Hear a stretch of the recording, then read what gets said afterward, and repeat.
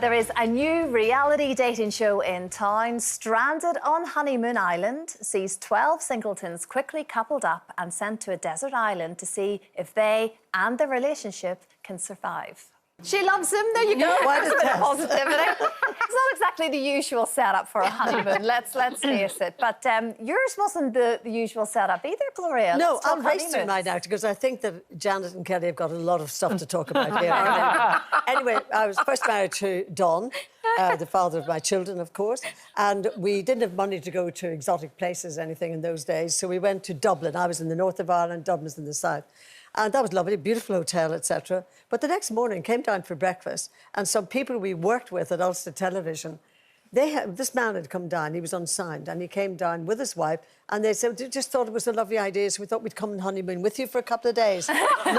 not what I'd expected. Much as I loved them, I thought, not here, and not going on. Anyway, second time marrying Stephen, and Stephen had got a beautiful cross made for the wedding day. And I loved it. It was a diamond cross, and I wore it on the day and everything. Got to Italy this time. Now we've got a bit of dosh, so we're now going to Italy. And I lost the thing, not outside, somewhere in the room. Heaven only knows what action was going on there that I lost my life. Gloria. Wow. But that was really tragic. So I spent the first day crying my eyes out because I'd lost that. Anyway, I want to tell you about the brother of a family friend, actually. And the family thought he'd never get married, OK? So his wife-to-be decided she'd go, you know, somewhere abroad and get the suntan, etc., etc. And she gave him the money. Remember, we've paid for the rings, pick up the rings and pay the electricity bill, something like that. Off she went to get her tan. And what he did, he gambled it, I think, away. And in the end, he didn't pay the electricity bill and he went to a second-hand shop to pick up 2 apt rings, OK? So the wedding ceremony went ahead. And after the ceremony, because she thought at the time, this ring looks a bit dull, and I don't recognise the one I've just put on my husband's finger. And it turned out he'd gone to a second-hand shop. And let's say that she was called Rosemary, the bride was Rosemary, and inscribed on the inside was, "My dearest Wendy, I will love you forever and ever and beyond." And this is the true bill. The wedding, the marriage, lasted for 7 hours. So beat that if you can.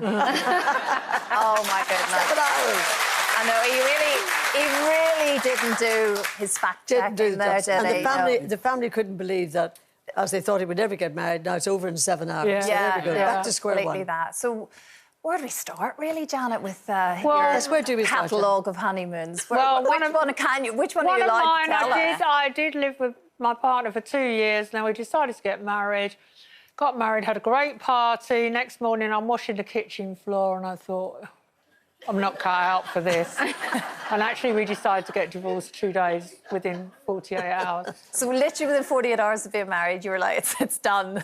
I'd rather be your friend than your wife. To be fair, you could have carried on like that for 5, 10 years, like lots of people maybe do. Maybe that was a brave thing to do. We got divorced and we stayed friends. And then when he remarried, I was doing a speech at the wedding, his wedding, speaking on behalf of his bride, who I adored.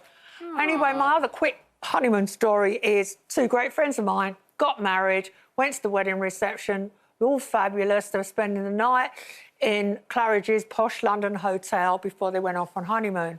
So Saturday morning, really, really early, I get a phone call from him and he goes, "Oh, you've got to help me out. I didn't give her my wedding present to her last night. You've got to go to Harrods pet department. I'm giving her a parrot." And I could go get a parrot. So he went, "Please, Janet, do it for me. She's still asleep." So I get a cab because I was living in Chelsea then. Go to Harrods, go to the pet department, get the parrot, which is making a hell of a noise in this cage. Did it speak? It was a bit like me, but on acid or something. And so I tried to get a taxi outside Harrods. Nobody wants to take this parrot. I eventually get in the cab with the parrot. I get to the hotel. I said, the doorman said, "Are you sure?" I went, "Yeah, they're in the honeymoon suite. They want the parrot. He wants the parrot." So I go up to the floor and I ring the bell. And she's so happy with that Oh, she parrot. loved it, did she? Yes, she loved the parrot. They called it Claridge. I stayed for breakfast. We had such a good time. I stayed for lunch as well.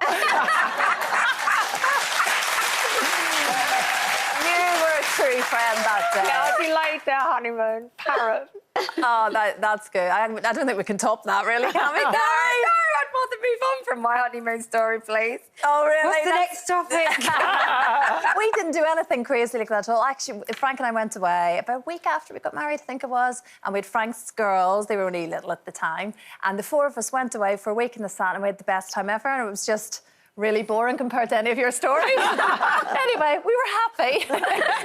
Yeah. It just depends how long that honeymoon period has to last, doesn't Yeah. it? It's Yeah. like, you know, you want to try and hold on to it for Yeah. as long as possible.